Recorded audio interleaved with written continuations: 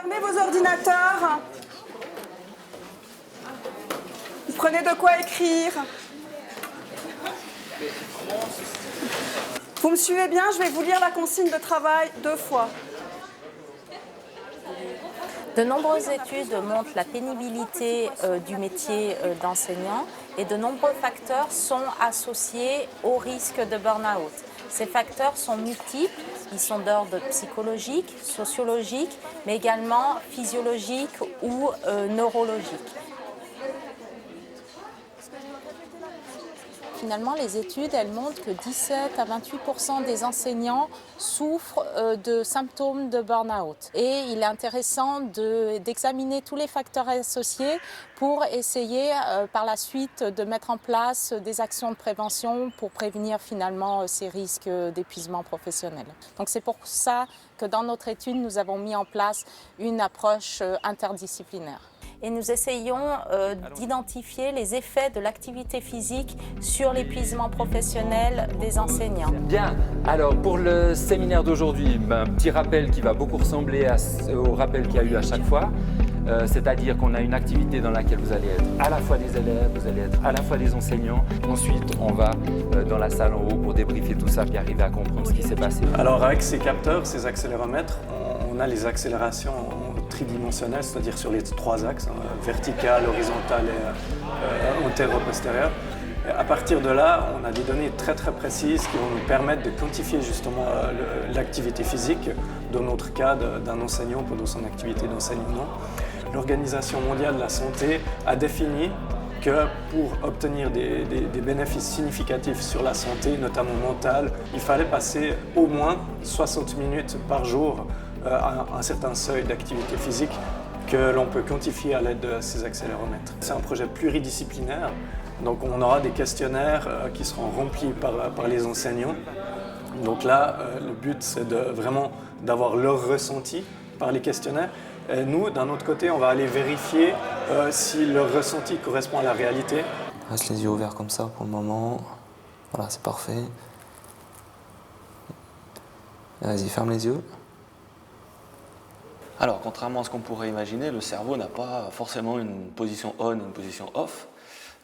Même quand on est au repos, éveillé, il est toujours en train de traiter de l'information. On sait que cette dynamique correspond à des états fonctionnels ou des réseaux qui s'enchaînent et qui correspondent par exemple à des réseaux visuels, auditifs, des réseaux attentionnels, mais également des réseaux qui traiteraient les informations qui proviennent du cœur, comme les informations liées aux muscles ou les informations cardiaques. Donc l'idée dans ce projet ou dans ces projets, c'est d'essayer de prévenir pour identifier le plus tôt possible des modifications physiologiques ou neurophysiologiques qui pourraient aider justement à éviter ces états de burn-out ou ces états dépressifs. Bonjour. Salut. Hello. Dans le milieu académique, les enseignants, mais également les étudiants ressentent beaucoup de stress. Ils doivent enchaîner les cours, rendre beaucoup de devoirs ou de projets. Ils doivent réviser. Ils ont bien sûr les examens. Et puis des fois, ils ont des petits boulots également à côté. Alors, je pense être une étudiante qui gère plutôt bien le stress par rapport à ce que demande le PFL. Je pense que c'est en partie dû au fait que je fasse pas mal de sport, ce qui permet de penser à autre chose, de se vider la tête et donc d'évacuer un peu le stress. Dans ce projet, ce qui m'a intéressée, c'est notamment la mesure de la fatigue et du stress par rapport à nous qui sommes étudiants à l'EPFL. PFL qui est une école qui demande beaucoup de travail et donc qui est susceptible de générer un stress. La seconde chose qui m'a intéressée, c'est le fait de pouvoir accéder à une smartwatch, ce qui m'a notamment apporté beaucoup pour ma préparation pour les 20 km de Lausanne.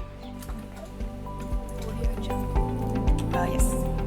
What we want to try to do is to see the fatigue level of these students related to how much they're training and also how this training can affect the fatigue itself. In the morning, they have to do a 10 minutes test, 5 minutes lying down and 5 minutes standing up. In this case, we can see how the heart rate changes in this movement, and it could be a problem if the student is stressed.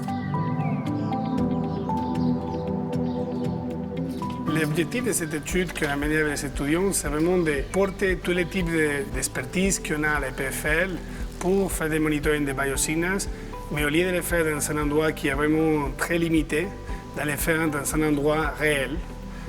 Et comme ça, on peut voir si toutes les technologies qu'on a développées marchent de la même manière qu'on est à la maison, qu'on est en train de travailler dans le campus.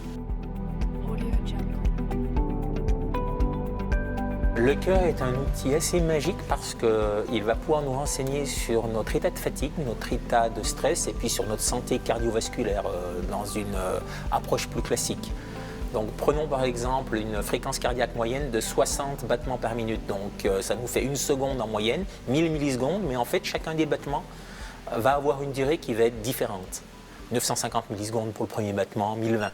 Et donc la différence de durée de chacun de ces battements, ce qu'on appelle l'intervalle RR, donne des informations sur notre capacité à contrôler la fatigue, à résister au stress. Le but, c'est de collecter le maximum de données à la surface du corps de manière non invasive pour les intégrer dans des modèles mathématiques et leur donner du sens, surtout du sens prédictif. Avec ces données, on peut à terme détecter des choses qui ne sont pas détectables et donc tirer la sonnette d'alarme, dire attention, il va se passer quelque chose. Et puis l'exemple, eh bien, on en parle tous aujourd'hui, c'est la variabilité cardiaque qui permet, avant l'arrivée des signes cliniques, de prédire la survenue d'une fatigue qui pourrait être grave, comme le burn-out par exemple.